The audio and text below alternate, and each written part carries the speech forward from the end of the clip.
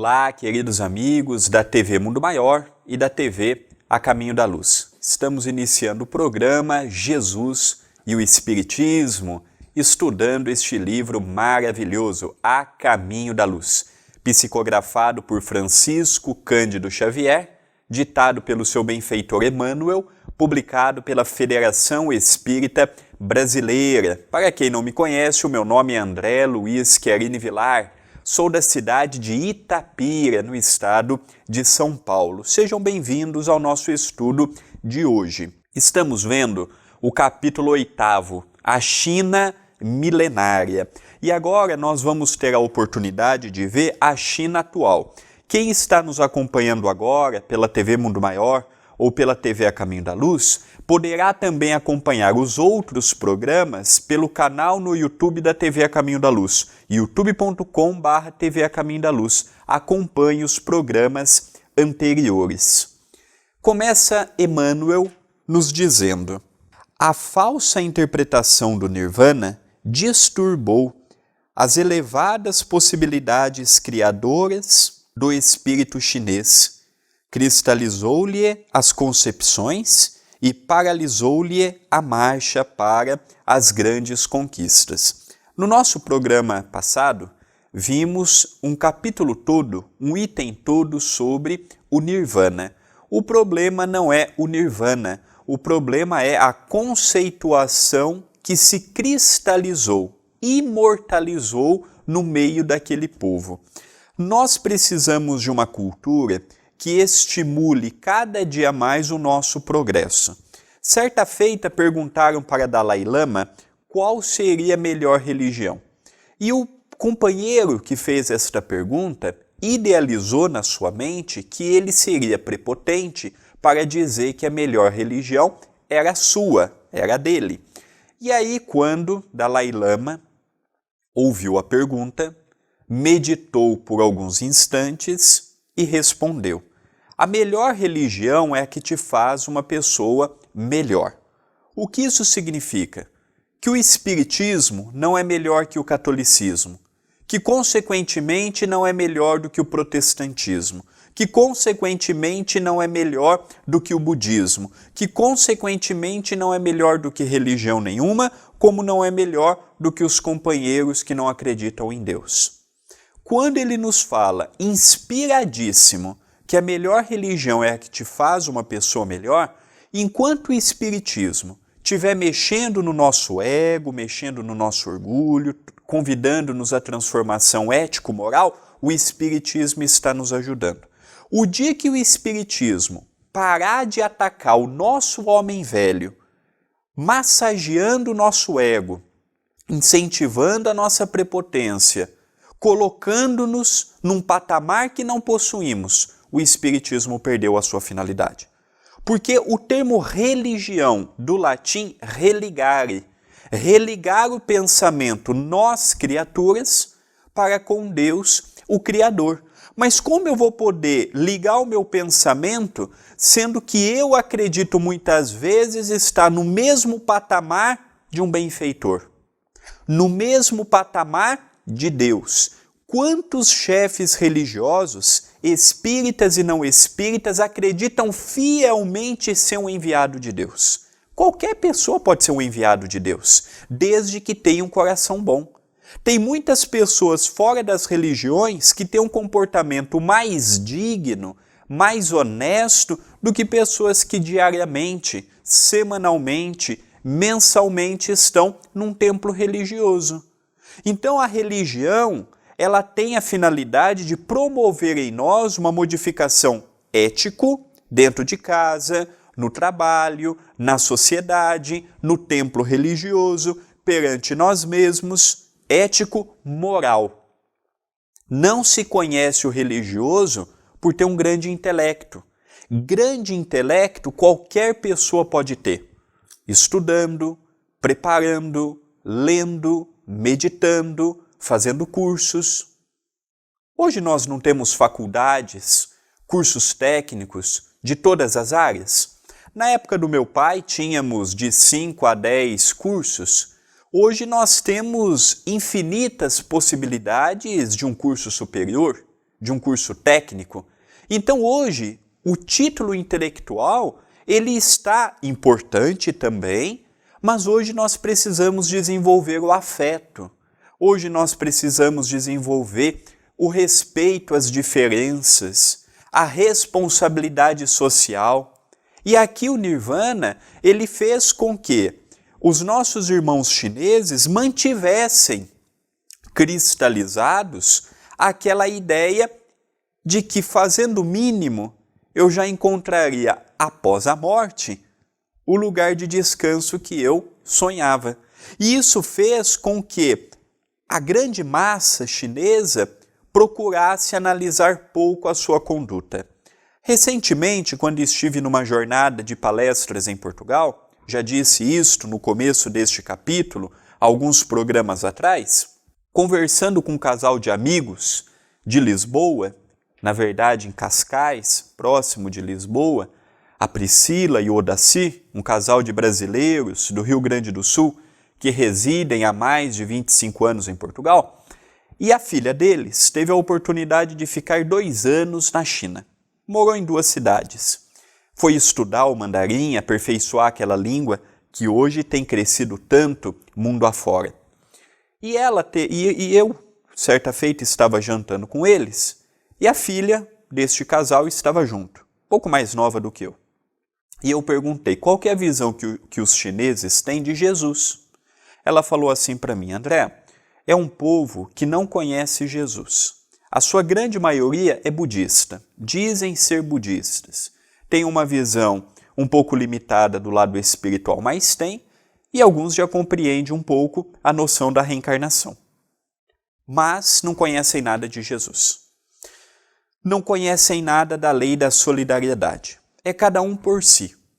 Eu me preocupo com o meu mundo e você se preocupa com o seu mundo. E vai passando de avós para pais, de pais para filhos e assim sucessivamente falando. É uma cultura que o mais velho impõe sobre o mais novo e o mais novo não tem a oportunidade de contra-argumentar com o mais velho. É evidente que o mais velho tem mais sabedoria, já vivenciou muitas coisas, mas isso não quer dizer que a visão do mais novo esteja totalmente equivocado, porque é uma ilusão aquela ideia de que a idade traz sabedoria. Tem muitas pessoas que eu conheço, senhores já na casa dos seus 80 anos, que são trambiqueiros, falsos, não pode se confiar na sua palavra, como eu conheço muitos jovens que têm uma cultura, uma dignidade e uma coerência muito maior. Então, a visão que eles têm é uma visão que nos últimos 2, 3 mil anos é a mesma. Não estamos dizendo que é um povo atrasado, muito pelo contrário. Hoje a China, o seu material, o seu produto, a sua mão de obra está no mundo todo. Hoje quase tudo que nós vestimos, usamos, que nós temos em casa, hoje 70% das coisas que nós temos em casa, ou a matéria-prima ou o produto final veio da China.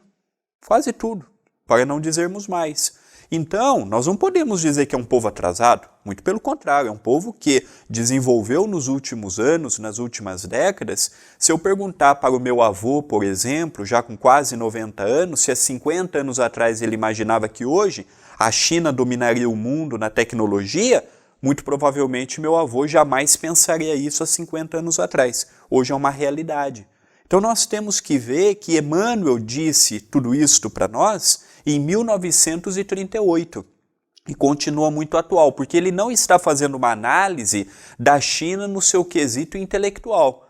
Emmanuel está fazendo uma análise da China no seu quesito espiritual e naturalmente comportamental. E é isso que nós vamos continuar no programa de hoje, vendo a China atual, porque a China ela tem um papel preponderante na economia, ela tem um papel preponderante na tecnologia, ela tem um papel preponderante no equilíbrio. Para nós termos uma ideia, vendo um dado recentemente, o tamanho do exército chinês é o tamanho da população brasileira. Mais de 200 milhões de pessoas compõem o exército chinês, de um país que tem mais de 1 bilhão de companheiros que lá residem. Entre os chineses e os indianos, nós temos uma boa totalidade. Hoje nós temos quase 8 bilhões de encarnados. Quase 2,5, 3 bilhões estão nestas duas nações. Então nós vemos o impacto que tem. Nós vemos o impacto social, o impacto ambiental, o impacto perante toda aquela coletividade. Então é muito importante nós fazermos uma análise. E é muito importante também um livro que daqui a pouco vai completar 100 anos, daqui a alguns anos, daqui a 18 anos, vai completar 100 anos esta obra, e nós vemos que neste período de 90 anos, poucas coisas mudaram em termos espirituais. Não digo em termos materiais, hoje a China já está bem mais adiantada, mas em termos espirituais, em termos do comportamento coletivo, em termos do comportamento social, em que envolve o lado espiritual de todo este projeto que é a China, nós vemos que ainda tem muito parecido com isto. Quem quiser acompanhar um pouco mais sobre a China nos capítulos anteriores, eu recomendo que entre no canal do YouTube da TV A Caminho da Luz, youtube.com/TV A Caminho da Luz, se inscreva no canal, habilite as notificações e veja a playlist. Esse programa que estamos estudando o livro A Caminho da Luz, eu tenho recebido muitas mensagens de companheiros e companheiras que estão estudando conosco. Então, é muito importante nós divulgarmos. A mensagem não pode ser guardada para nós, temos que levar sempre adiante. E o convite que eu faço, sempre que estamos neste momento do nosso programa, é para as pessoas que têm interesse de conhecer as nossas redes sociais. As nossas, porque as minhas e as da TV A Caminho da Luz. Temos o WhatsApp, 19 997 782794. Temos o Instagram, @André Luiz C. Vilar, e temos a fanpage, digitando facebook.com/André Luiz Vilar, 1 de número. Até o presente momento, eu já lancei 4 livros e temos o 5º, que se não fosse este vírus, nós já teríamos lançado também. Então é a continuidade do Passos de Luz, que é uma série de livros edificantes. Quem puder nos ajudar adquirindo um livro, estará ajudando diretamente ao Centro Espírita Perdão, Amor e Caridade. É loja acaminhodaluz.com.br. Venha participar das nossas redes sociais, venha participar da nossa loja virtual, adquira um livro, siga nas redes, vamos nos unir em prol do entendimento, em prol do estudo, e quem quiser entrar em contato, mandar uma sugestão, mandar uma mensagem para melhorarmos, mandar uma simples participação, a sua participação ela é muito importante, porque é através dela que eu vou melhorando e crescendo sempre. Vamos para o intervalo e já retornaremos com o programa de hoje.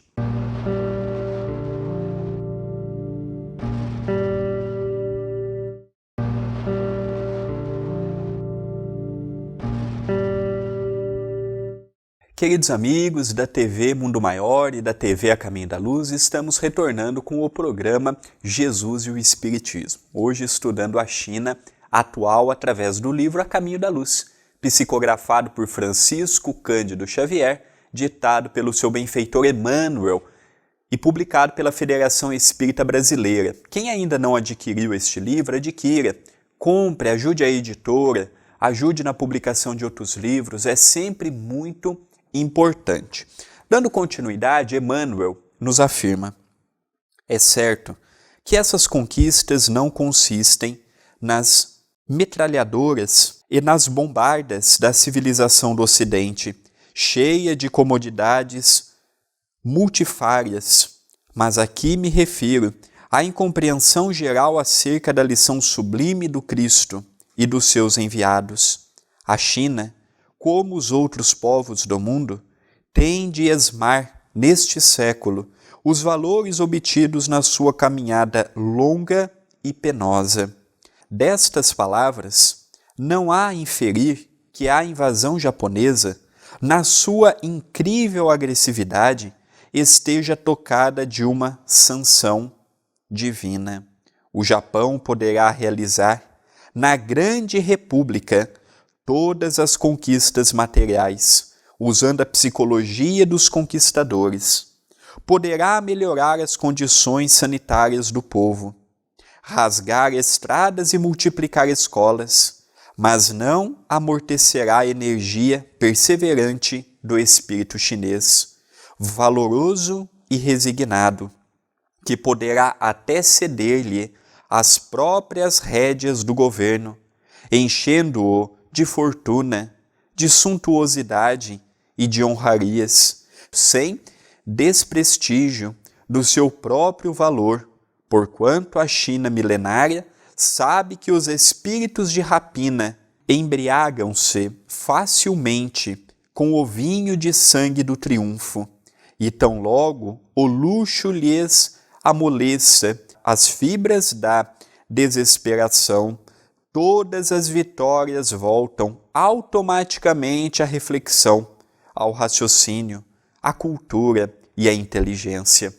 Olha que interessante estes parágrafos em que Emmanuel nos dá um panorama daquela altura que o Chico psicografou esta obra, em que o Japão, uma ilha pequenina comparado com o tamanho da China, impõe, invade momentaneamente aquele grande e maciço país, mais ou menos o que a Inglaterra havia feito com a Índia, e depois tivemos o trabalho hercúleo, trabalho grandioso de Mahatma Gandhi na condição de um pacificador, livrando, por assim dizermos, aquele enorme contingente de terra e de pessoas pelo diálogo, pela fraternidade, sem derramar uma gota de sangue, sem ter uma guerra. Então nós vemos aqui que o Japão ele teve um papel também no despertar da China. Hoje, se a China é o que ela é, também tem a ver com a submissão que ela teve temporária ao Japão. E para não ficar na mão, seja do Japão ou seja de quem quer que seja, eles, de modo muito disciplinado, porque olha, se nós formos atentar bem, o que a China fez em 40 anos, poucos países fariam. A disciplina, o determinismo, é evidente que aqui nós não estamos concordando com o modo de trabalho, com as longas horas, a falta de oportunidades de pensamento. Nós não concordamos com nada disto, mas temos que reconhecer que eles conseguiram em algumas décadas um feito que nenhuma outra nação conseguiu entre o século XX e o século XXI. Nós não sabemos daqui para frente, nós podemos falar daqui para trás, analisando a história, analisando os fatos ocorrentes. Daqui para frente, dia após dia, as nações estão escrevendo um novo capítulo. Então aqui nós vemos que pelo determinismo chinês, aqui Emmanuel já projeta que num futuro eles teriam um destaque na sociedade. E hoje realmente se tem. Hoje nós temos os Estados Unidos da América do Norte, nós temos o Japão e nós temos a China como as grandes potências econômicas. E aí sim vem a Alemanha, vem a Grã-Bretanha, em especial a Inglaterra e outros países mais, o Canadá. Mas aqui nós vemos estes três países com preponderância.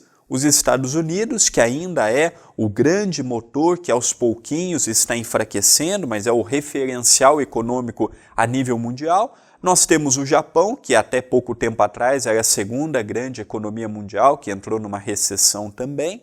E a China, que tem um crescimento do seu PIB anual violentíssimo, exceto nos dias atuais, exceto em 2020, que bagunçou, por assim dizermos, toda a economia mundial por conta do coronavírus. Isto gerou muitos desempregos na China, no Brasil, nos Estados Unidos. Por onde passou, nós tivemos empresas fechando, nós tivemos grandes problemas que vai levar alguns anos. Alguns países um tempo maior, alguns países um tempo menor, para recuperarmos os estragos que este vírus teve. Mas é curioso como o pensamento de Emmanuel é atual. É interessante como o pensamento de Emmanuel traz para todos nós um entendimento palpável, concreto, porque hoje nós temos visto as pessoas falando o que acham, e passados 50 anos, o que a pessoa achava se tornou obsoleto, se tornou atrasado, se tornou algo que ficou para trás. Aqui não, aqui nós vemos Emmanuel, na década de 30, veja, na década de 1930, quando foi escrito este livro, nós estávamos no meio de uma grande guerra mundial, a Segunda Guerra Mundial. Já havíamos tido a primeira, de 1914 a 1918, e aqui nós já estávamos na Segunda Grande Guerra Mundial. Então nós vemos Emmanuel falar de um assunto que ninguém previa o que iria acontecer. Ninguém previa o tamanho do crescimento da Alemanha com Hitler. Ninguém previa o fascismo da Itália com Benito Mussolini. Ninguém previa o que o mundo seria com aquele bombardeio todo. Depois nós tivemos a Guerra Fria, e aí nós vamos vendo os momentos difíceis, porque o século XX nós tivemos grandes homens e grandes mulheres, mas foi um século também marcado por muitas guerras. Foi um século marcado por muitas mortes.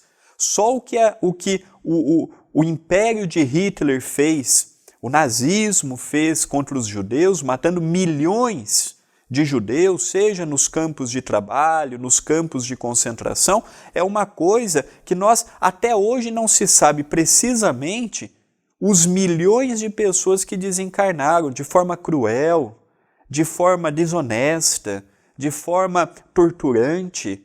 Nós tivemos na Itália o mesmo problema, nós tivemos a guerra no Golfo, a guerra no Iraque, de 2000 para cá continuamos ainda a ter algumas guerras. Então o século XX foi um século que nós tivemos expoentes da religião, expoentes da filosofia, expoentes da ciência, mas também tivemos muitos expoentes que escreveram capítulos tristes na história da humanidade. E encerra Emmanuel este item nos afirmando: o que se faz necessário examinar é o estado de estagnação da alma chinesa nestes últimos séculos, para concluirmos pela sua necessidade imperiosa de comungar no banquete de fraternidade dos outros povos. Então, passaram algumas décadas, mais de 80 anos, e nós ainda vemos a luta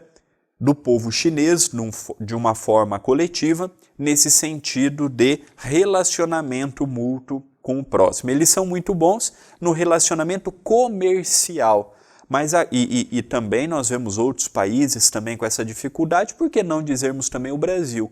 Agora talvez seja o momento, vimos agora com essa situação do vírus, que os países deixaram um pouco as suas divergências para conversar. É interessante que nós não podemos ver no caos uma coisa boa, mas se teve um ponto positivo no coronavírus foi que por alguns meses não falou em guerra, não falou em invasão, muitas famílias se uniram, muitas empresas se uniram, vimos o Estado de Israel conversando com a Palestina, coisa que não ocorria, são coisas simples, mas que fazem, historicamente falando, uma grande diferença. Então agora nós estamos entrando num caso, não é apenas a China, mas outros países, inclusive nós, nesta solidariedade mútua. E no programa que vem, nós vamos ver a edificação do Evangelho, que é o último tópico que compõe o capítulo 8 do livro A Caminho da Luz, que é a China milenária. É um livro que eu gosto muito, é um livro que sempre tive a oportunidade de estudar, de reler, de analisar, e confesso que, agora que estou gravando um programa e preciso estudar um pouco mais, porque é uma responsabilidade, mesmo que sempre afirmamos que o nosso programa não é referência e não estamos aqui para a autodivulgação do nosso nome, pelo contrário, estamos aqui para divulgarmos as obras espíritas, em especial de Allan Kardec e de Chico Xavier. E eu sou um pequeno instrumento muito imperfeito, com muitas lutas íntimas, com muitas lutas intelectuais e morais, é um esforço estar aqui. Então, nesses tempos que eu tenho que estudar um pouco mais esta obra, para procurar ser o mais fiel no comentário ao Espírito de Emmanuel, eu tenho aprendido tantas coisas bonitas. Quem está nos acompanhando agora e deseja estudar conosco os capítulos anteriores, desde o prefácio, entre no nosso canal no YouTube, youtube.com/TV A Caminho da Luz. Ali você tem a playlist deste e de outros muitos programas. E eu faço um convite muito especial, divulgue o nosso canal. Se você acompanha o canal, mas não é inscrito, se inscreva. Habilite as notificações, que é o sininho. Se você está nos assistindo pelo YouTube agora, deixe o seu like, deixe o seu comentário e divulgue o programa. Eu desejo a todos uma semana de muita paz, de muita luz, de muito amor, de muita fraternidade, de muita esperança. E eu espero todos para que no programa que vem nós possamos dar continuidade no estudo com Emmanuel, através do livro A Caminho da Luz. Vamos acabar o capítulo 8º, para já, sem ser no próximo, no outro, nós iniciarmos o capítulo 9 deste livro, que tem me ajudado tanto e garanto que tem ajudado muitas outras pessoas também. Seja portador de divulgar o nosso programa, seja portador de levar o nosso programa a outras pessoas que às vezes têm um tempo e na ânsia de procurar algo bom, vai ficar preso a um programa televisivo que apenas sugere coisas menos boas. Propague sempre o nosso programa. Votos de muita paz, de muita luz e até o próximo programa.